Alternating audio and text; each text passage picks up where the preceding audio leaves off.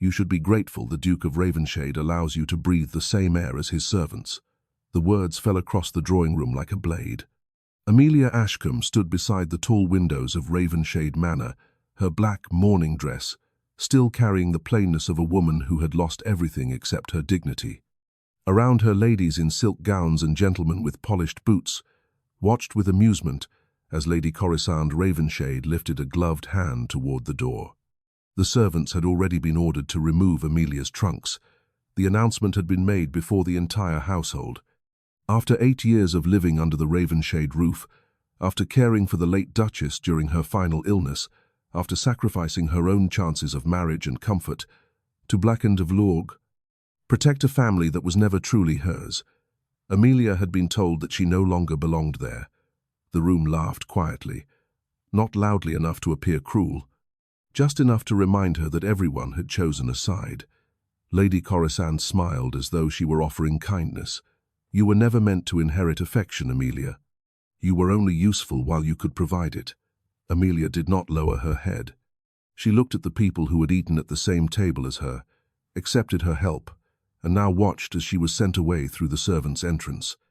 But she did not know that the man who would hear her speak of this injustice, that very night, was not a stranger at all.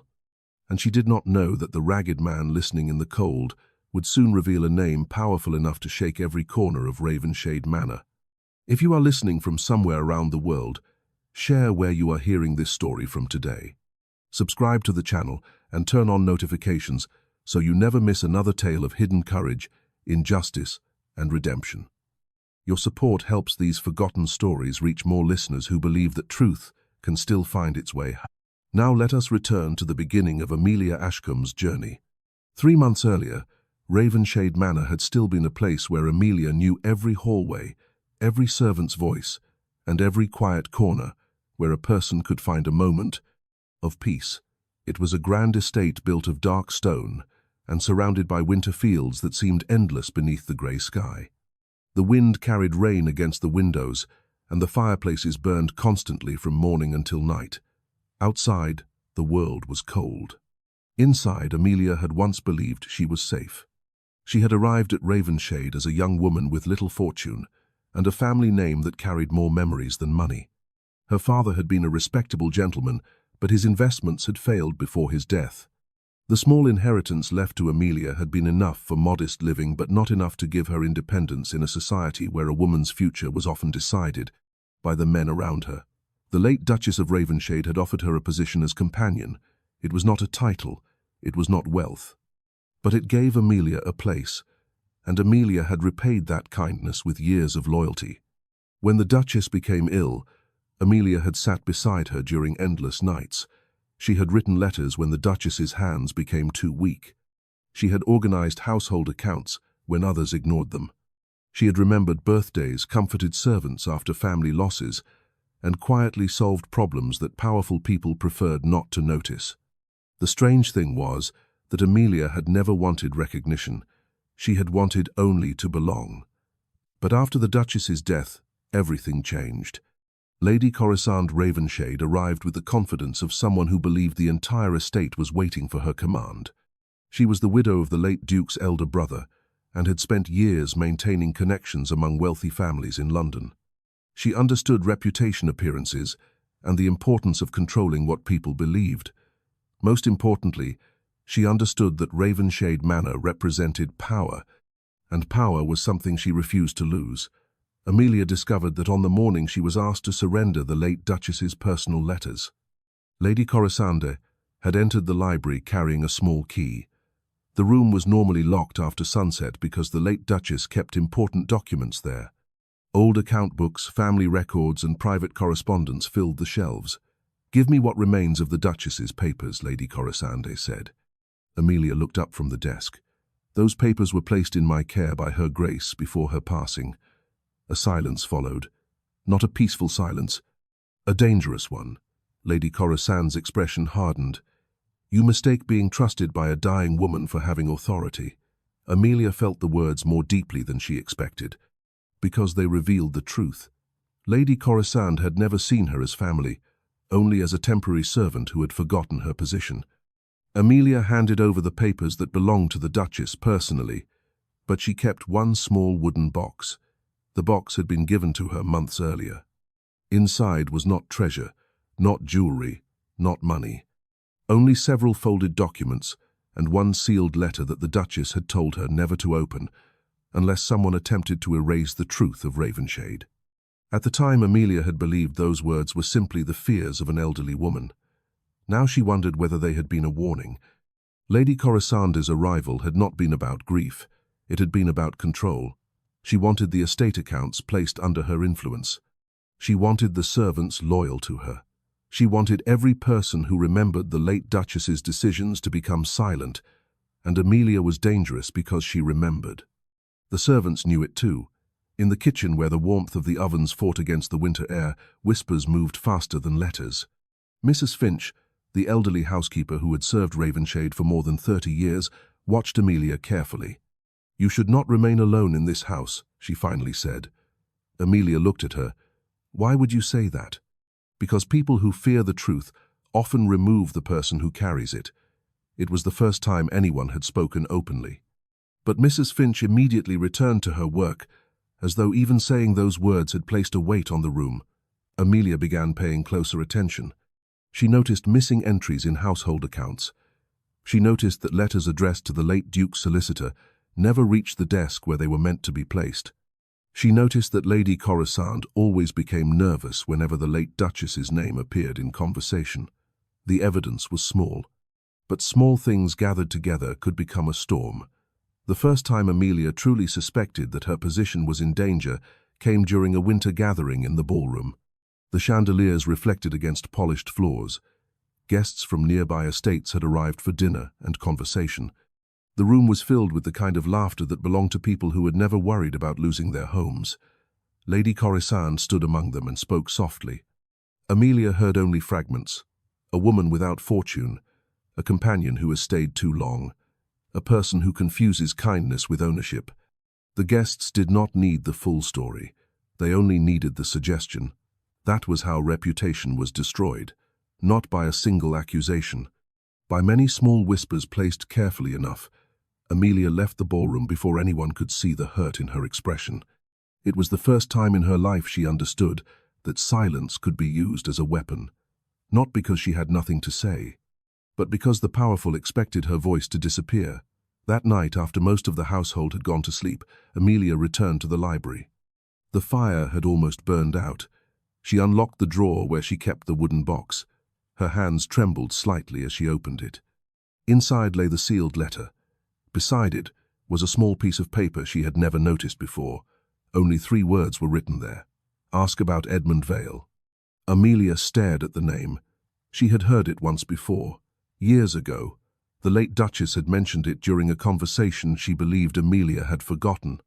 A name, a missing person, a secret connected to Ravenshade. The next morning, before Amelia could investigate further, Lady Corisande made her decision. She summoned the household staff and announced that Amelia Ashcombe would no longer remain as a resident of Ravenshade Manor. The order was delivered publicly. The servants stood nearby. The guests who had stayed after the gathering watched with interest, and Amelia realized the humiliation had been planned. She was not being dismissed quietly. She was being erased. She walked out carrying only one trunk and the wooden box hidden beneath her coat. The servants' entrance opened into the freezing rain. No carriage waited. No farewell was offered. The road away from Ravenshade stretched dark and empty. For the first time in her life, Amelia had no home. But she also had something she had never possessed before, a reason to discover the truth. She walked until the rain forced her to stop at a small village inn, several miles from the estate. There, beneath the dim light of a lantern, she saw a man sitting alone near the wall. His coat was torn. His boots were covered in mud. His appearance suggested a traveler who had lost everything. The innkeeper had ignored him for most of the evening. Amelia noticed because she knew what it looked like when people decided someone was unimportant. She sat nearby and offered him a cup of warm tea. The man looked surprised. Most people would have walked away. Amelia looked toward the road leading back toward Ravenshade. "That place taught me something tonight," she said quietly. A person can wear the finest clothes and still be cruel. A person can own a grand house and have nothing honorable inside it. The stranger watched her carefully. You speak as though you know such a person well. Amelia gave a small bitter smile. I do. The Duke of Ravenshade. The ragged man said nothing, but the expression on his face changed. And Amelia did not yet understand that the man sitting across from her was carrying the one truth that could change everything she believed about Ravenshade. Do you always defend those who have no power, or only when you have lost something yourself? The stranger's question was quiet, but it carried a weight Amelia did not expect. She looked at him across the small wooden table of the village inn. The candle between them flickered against the cold night air that slipped through the old window frames. She should have been cautious. A woman alone, without family protection, without a carriage, without a proper escort, had little reason to trust anyone she met on a dark road. But Amelia had spent too many years surrounded by people who wore respectable clothing while hiding cruel intentions. This man looked like he had nothing, and somehow that made him seem more honest than many people she had known. I have not always defended others, Amelia replied. Perhaps I only learned how important kindness was after discovering how quickly people could remove it from someone's life. The stranger lowered his eyes. For a moment, something like sadness crossed his face. Then it disappeared. The innkeeper approached their table with a suspicious glance. You should be careful, miss. Travelers with no proper name often bring trouble. Amelia noticed the stranger's expression. Not anger, not embarrassment. Only patience. That interested her. A man who truly had nothing to hide usually reacted when accused. A man hiding something often remained calm. She studied him more closely. Who are you? The question hung between them. The stranger looked toward the window where rain moved like silver lines across the glass. A simple question, yet one he seemed unwilling to answer. Someone who has been away too long. It was not an answer. Amelia understood that. But she also understood something else. He was avoiding the truth not because he wanted to deceive her, but because revealing it would change the way she saw him. Before she could ask again, the innkeeper called out from behind the counter. A letter for the gentleman near the fire. The stranger immediately turned. Too quickly. Amelia noticed. The innkeeper handed him a folded paper sealed with dark wax. The seal was partially hidden by his hand. But Amelia saw enough. A symbol. A familiar one. A raven carved above a shield. Her breath caught. Ravenshade. The stranger noticed her expression. You recognize that mark? Amelia did not answer immediately. She remembered the ballroom, the laughter, the servants standing silently as her belongings were carried away. She remembered Lady Corisand's voice. You were never meant to inherit affection. I know the family, Amelia finally said. The stranger looked at her carefully. How well? She looked down at her hands. Well enough to know that some people inside that house would prefer certain truths, never leave its walls. The man folded the letter slowly. And what truth do you believe has been hidden? Amelia hesitated. She thought about the wooden box beneath her coat, the sealed letter, the name Edmund Vale. She thought about how quickly her life had changed. Only days earlier she had believed loyalty was rewarded. Now she knew loyalty could make someone a target. I do not know yet, she said, but I intend to find out. The stranger remained silent. Then unexpectedly he smiled. Not with amusement, with respect. It was the first time Amelia had seen someone react to her determination without telling her to be careful. You speak like someone who has already decided not to surrender. Perhaps I have. And for the first time since leaving Ravenshade Manor, Amelia felt something unfamiliar. Not safety, not comfort, something smaller, hope. The next morning the stranger was gone. No farewell, no explanation. Only a small payment left for the innkeeper and a note on the table where they had spoken. Amelia found it while drinking her morning tea. 3 words were written. Do not trust Corisander. Her heart stopped, because the warning was not surprising. The frightening part was that he knew Lady Corisander's name, and Amelia had never told him. She folded the paper and placed it beside the wooden box. For the first time since leaving Ravenshade, she understood that she was not the only person searching for answers. But she did not know whether the stranger was an ally, or another person connected to the secret waiting inside the manor. She spent the next several weeks in the village of Belmere. It was a place far removed from the polished conversations of aristocratic homes. There were farmers selling produce at the market, women repairing clothing by their doorways, children carrying baskets through muddy streets. Nobody cared about family names there. They cared whether a person worked honestly. For Amelia, it was a difficult adjustment. She had never been wealthy, but she had lived among wealth. Now she learned what it meant to earn every meal.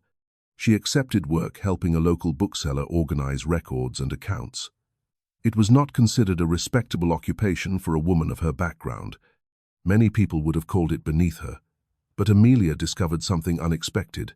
Numbers did not judge her. Books did not whisper about her. Work did not ask whether she was useful to a powerful family. It simply required patience and skill. It was the first time in her life she earned money that belonged entirely to her, not an allowance, not a gift, not a payment given because someone felt generous, her own. Meanwhile, Ravenshade Manor continued without her.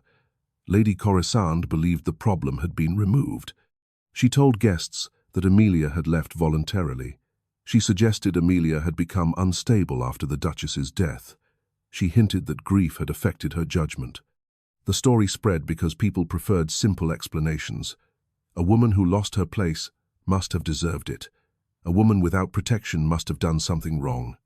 But one person at Ravenshade refused to believe the rumors, Mrs. Finch.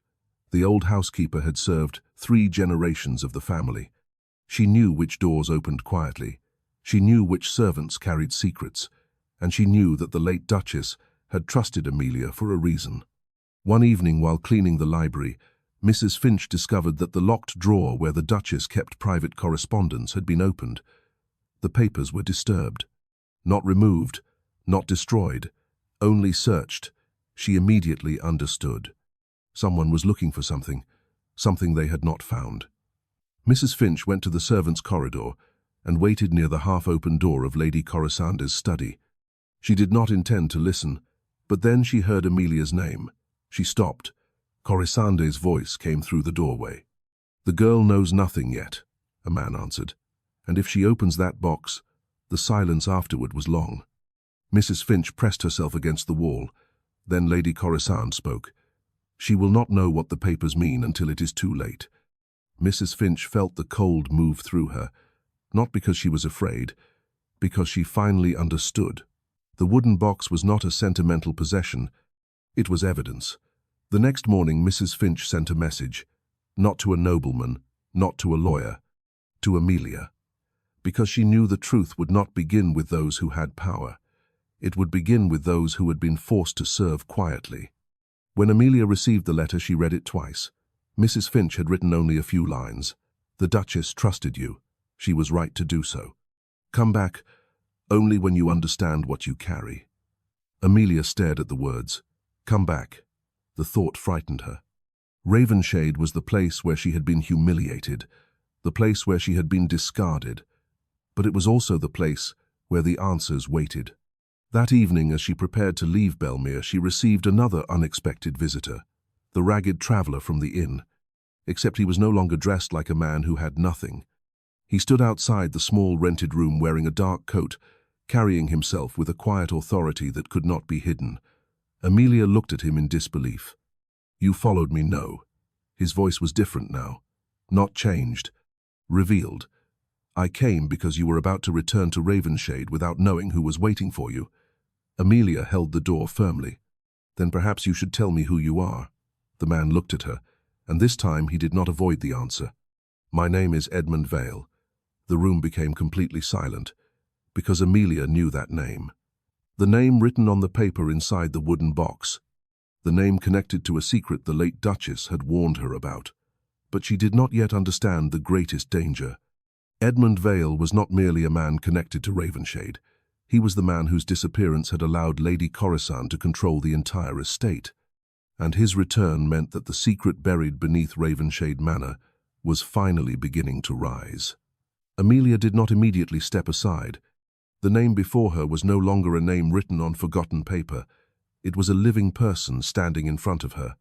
A person who had vanished from the story Ravenshade had told the world. She looked at Edmund Vale carefully. Then she looked at the wooden box resting on the table behind her. "Why did the Duchess leave your name with me?" Edmund's expression changed. Not with surprise. With pain. Because he had expected that question. Because he had spent years knowing that one day someone would ask it. "The Duchess was one of the few people who believed the truth mattered more than comfort," he said. "She knew that if I returned too soon, Corisande would destroy whatever remained of the evidence." Amelia felt a chill, not from the winter air. From the realization that the danger had never been about a single dismissal. It had been about removing everyone who could challenge the story. And now she understood why Lady Corisande had been so determined to erase her. "You knew who I was when we met at the inn." Edmund did not deny it. "I knew you belonged to Ravenshade. I did not know what position you held there until you spoke." Amelia turned away for a moment. The answer should have angered her. Instead, it confirmed something she already suspected. The stranger had been testing the truth of the house through the words of someone who had nothing left to gain. He had not seen a servant. He had seen a witness.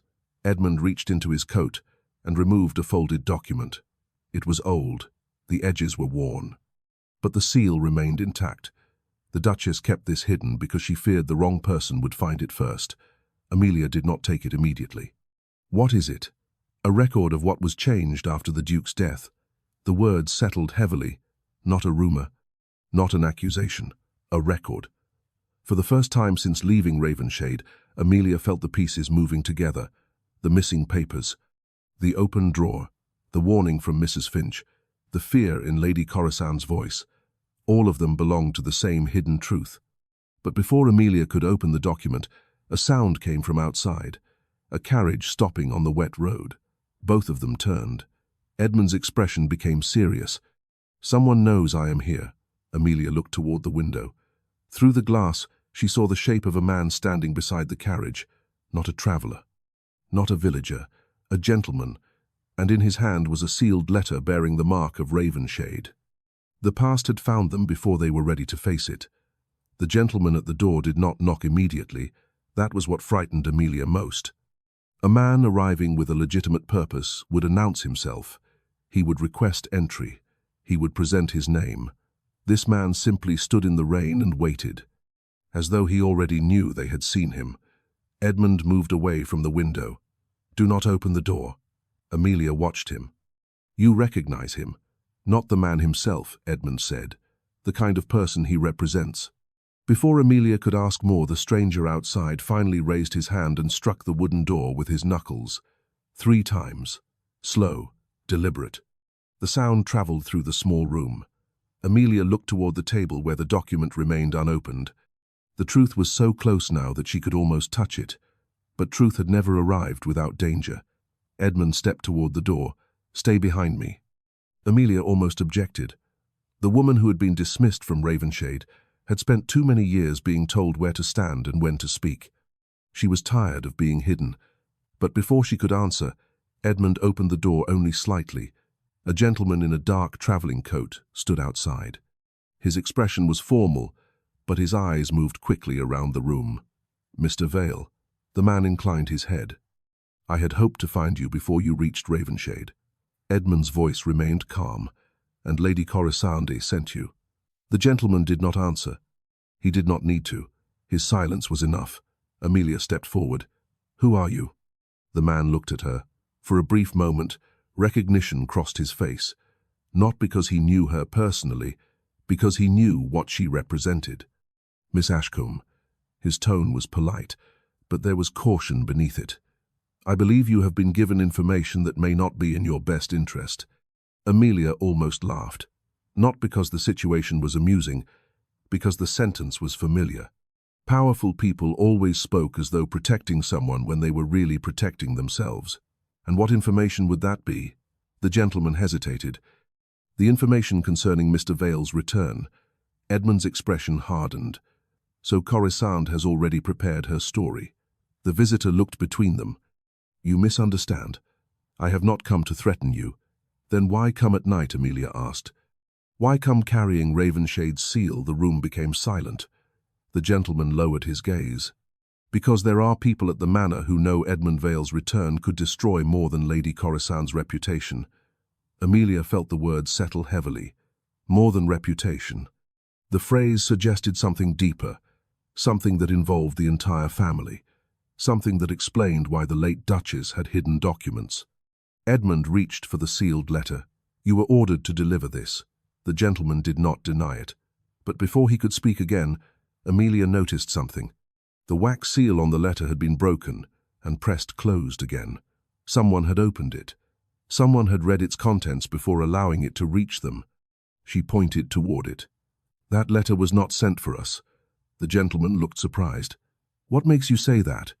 "Because if Lady Corisande wanted us to receive a message, she would not have allowed anyone else to see it first." Edmund looked at Amelia, and for the first time she saw something she had not seen before.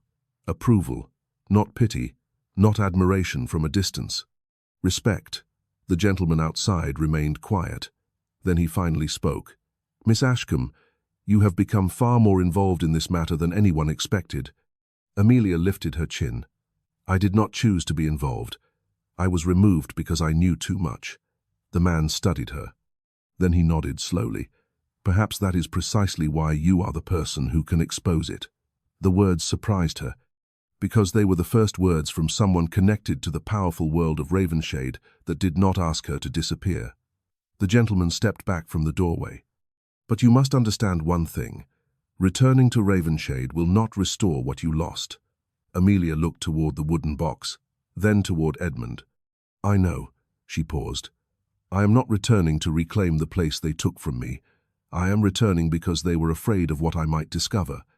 Outside, the rain continued falling. But inside the small room, something had changed. For the first time, Amelia was no longer running away from Ravenshade. She was walking toward it. And somewhere inside the manor she had been forced to leave, Lady Corisande was about to learn that the woman she had sent through the servant's door was not returning as a discarded companion. She was returning as the keeper of the truth they had spent years trying to bury. The journey back to Ravenshade began before sunrise. Amelia sat inside the hired carriage, with the wooden box secured beneath her cloak. She watched the countryside pass through the mist-covered window, but her thoughts remained inside the manor she had left behind. She had imagined returning many times. In some versions of those thoughts, she entered with anger. In others, she imagined demanding apologies from every person who had watched her humiliation. But now that the moment was approaching, she understood something important. She did not want revenge. She wanted the truth spoken, where the lies had first been created. Edmund sat across from her, holding the old document carefully. There was something different about him now. At the inn, he had been a wounded traveler hiding behind torn clothing and a quiet voice. Now he carried the weight of a man who had spent years knowing that his absence had allowed others to reshape his entire family's history. "You were afraid to return," Amelia said. Edmund looked toward the road. "Yes." The honesty surprised her. "Why?" "Because returning means admitting that leaving was not enough." Amelia considered his answer. She understood that feeling. For weeks, she had believed leaving Ravenshade meant escaping the cruelty inside it. But distance did not erase what had happened. It only gave her enough space to see it clearly. Edmund folded his hands. "Corisande did not remove you because she disliked you." Amelia looked at him. "She removed you because you were one of the last people alive who knew what the Duchess intended." The words confirmed what Amelia had begun to fear. The late Duchess had not simply left behind a warning. She had left behind a responsibility. When the carriage finally reached Ravenshade Manor, the sight of the estate brought back memories she had tried to bury. The same stone walls, the same iron gates, the same long windows glowing with warm firelight. But Amelia was not the same woman who had walked away in the rain. That woman had been asking why she was not valued. This woman had come back, knowing her value had never depended on their approval. Inside the manor, Lady Corisande was already waiting. She stood in the entrance hall, surrounded by servants and guests who had been invited for an evening gathering. The scene was carefully arranged. A public welcome, a public judgment. Amelia recognized the strategy immediately. Corisande wanted witnesses. She wanted everyone to see Amelia as a desperate woman returning after rejection. But then Edmund entered behind her. The room changed. The servants stopped moving. The conversations disappeared. and for the first time in years, Lady Corisande's confidence broke. Only for a moment, but Amelia saw it. Edmund Vale. Lady Corisande whispered his name as though speaking it aloud might make him disappear again. The entire hall fell silent. No one laughed, no one whispered, not because they suddenly respected Amelia, but because they had finally realized that the person they had been told was gone, forever, had returned. Edmund stepped forward. I believe there are several matters concerning Ravenshade that require correction. Lady Corisande recovered quickly. You arrive after years of absence and expect people to believe whatever story you bring. A dangerous question. A question meant to make him appear like an outsider. But Amelia noticed something else. The servants were watching. Mrs. Finch stood near the corridor, and unlike the others, she did not look confused.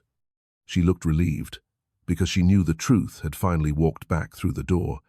Edmund reached inside his coat and removed the sealed document. This is not a story. This is a record. Lady Corisande's face tightened, and Amelia understood that the battle had changed. Before they had fought with rumors, now they would fight with evidence. But as Edmund prepared to open the document, Mrs. Finch suddenly stepped forward. Wait. Everyone turned. The old housekeeper's hands trembled, but her voice did not. There is something else you must know before that paper is read. She looked directly at Amelia, because the Duchess did not leave only one safeguard behind. She left someone who could confirm why she trusted you. The hall became completely still, and Amelia realized the secret beneath Ravenshade Manor was not only hidden in documents, it was hidden in the memories of those who had been forced to remain silent.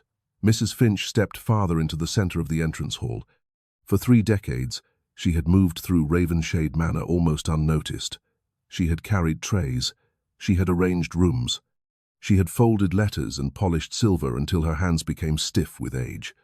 People like Lady Corisande had always believed servants were part of the background. Something to be commanded, something to be ignored. But servants saw everything. They knew which footsteps came late at night. They knew which doors were locked when they should have been open. They knew which voices changed when someone believed nobody was listening. Lady Corisande looked at her sharply. Mrs. Finch, I do not think this is the time for old servants to create confusion. The old housekeeper did not lower her eyes. That was unusual, and everyone noticed. I have spent many years knowing the difference between confusion and concealment, my lady. A silence followed, the kind of silence Amelia had learned to recognize. The silence before a truth could no longer be pushed away. Mrs. Finch reached into the small pocket of her apron and removed a folded piece of paper. It was worn from years of being carried. This was given to me by Her Grace 3 days before she passed. Lady Corisande moved forward. Why was I never informed of this? Because Mrs. Finch replied calmly, the Duchess instructed me not to tell you. A murmur moved through the hall. Not loud, but enough, because the words carried something Lady Corisande could not control. The late Duchess had trusted someone else. Not her. Not the person who now controlled the estate. Amelia watched Lady Corisande carefully. For the first time, the woman who had always appeared untouchable seemed uncertain. What did the letter say? Edmund asked. Mrs. Finch looked toward Amelia. It was not written for everyone. It was written for the person who had remained loyal when loyalty offered no reward. Amelia felt the weight of those words. She had spent years believing her sacrifices disappeared unnoticed. But someone had seen. Someone had remembered. Mrs. Finch handed her the letter. The paper was old, but the seal remained. Amelia recognized the handwriting immediately, the late Duchess's hand. Her fingers tightened. She wanted to open it. She needed to open it. But she also understood that doing so in front of everyone would change everything. Because once the truth was spoken aloud, there would be no returning to the quiet life she once knew. Edmund stood beside her, not ahead of her, not taking control, waiting. That small gesture meant more than he realized. Amelia broke the seal. The letter contained only a few paragraphs, but every word carried the weight of a woman who had known her time was ending. The Duchess wrote that Amelia had been the only person who continued serving the household without seeking influence. She wrote that certain members of the family had begun moving documents without permission. She wrote that the estate's future depended on someone discovering the original arrangements made before her illness. And then came the sentence that made Amelia stop. The original inheritance papers were never meant to benefit the person currently holding control of Ravenshade. The room reacted instantly. Lady Corisande's expression changed. That was the moment Amelia understood. The truth was not simply that she had been treated unfairly. The truth was that her removal had protected something far larger. The estate itself. Lady Corisande recovered quickly. A dying woman's suspicions are not legal proof. Her voice was controlled again. But Amelia noticed the difference. Before she had spoken with certainty. Now she was defending herself. Edmund stepped forward. No, it is not proof alone. He removed the old document from his coat.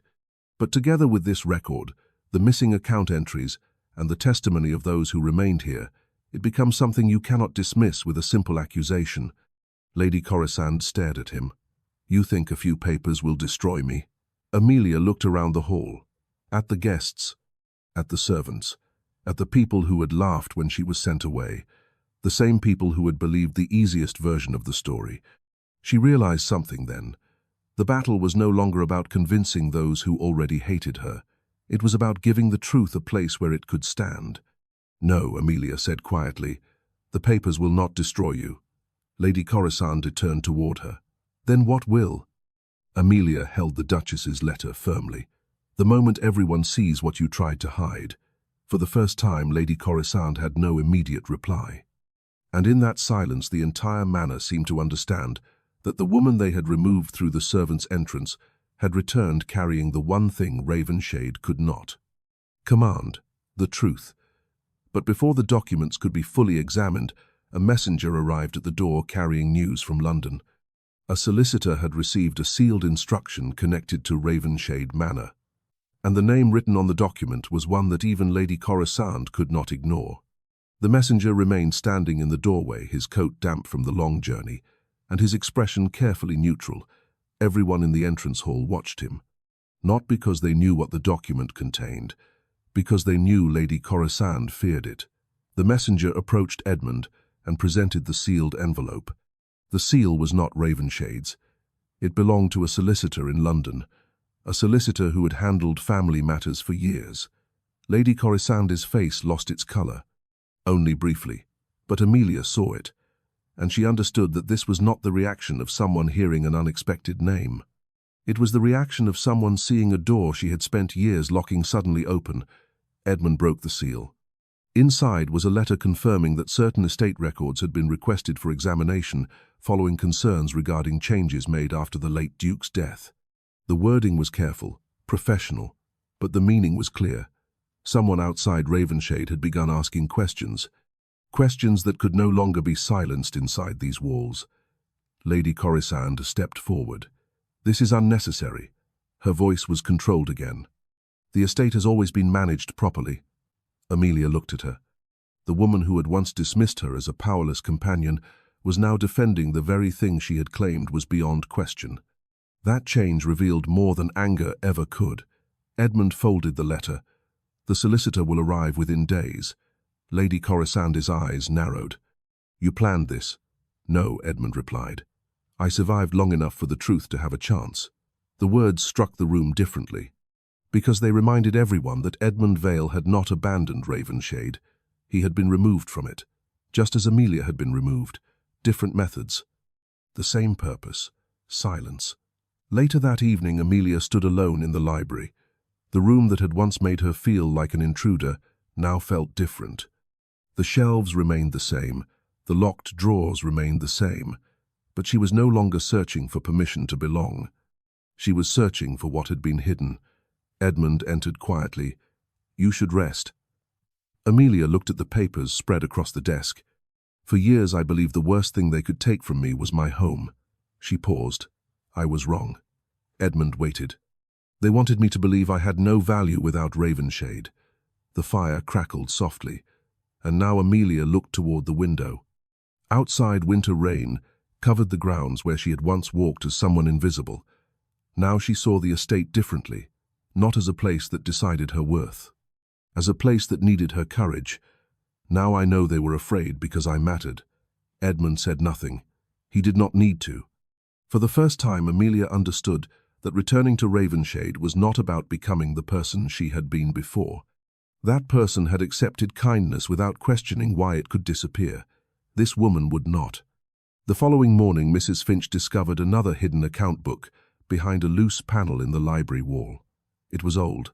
Dust covered the cover, but the pages inside contained dates, payments, and signatures that connected directly to the period when control of Ravenshade changed hands.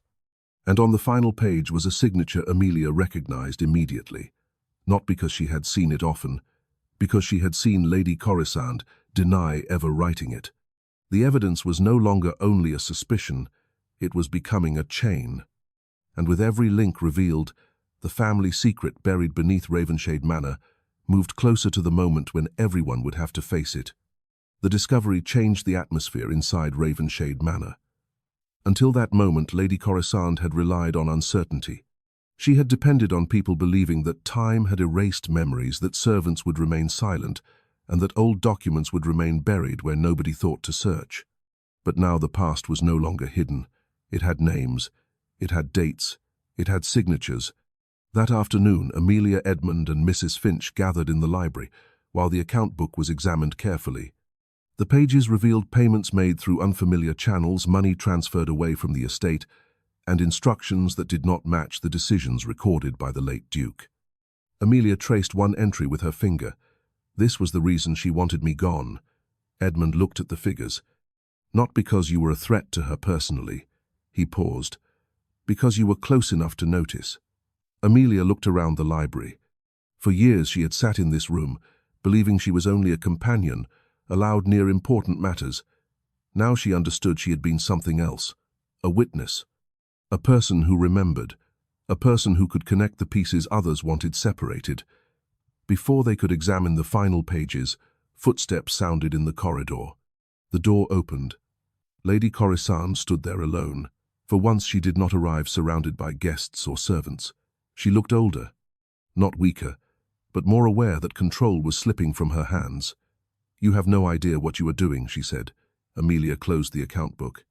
"Perhaps not everything, but I know what it feels like to be removed, because someone feared what I might discover." Lady Corisande stared at her. And in that moment, Amelia saw something she had never expected. Not anger, fear. A quiet fear from a woman who realized the person she had dismissed had become the one person capable of undoing everything. The solicitor from London would arrive soon. The household would hear the truth. And for the first time since Amelia entered Ravenshade Manor, the next chapter would not be written by those who held the most power. It would be written by those who had finally found the courage to speak.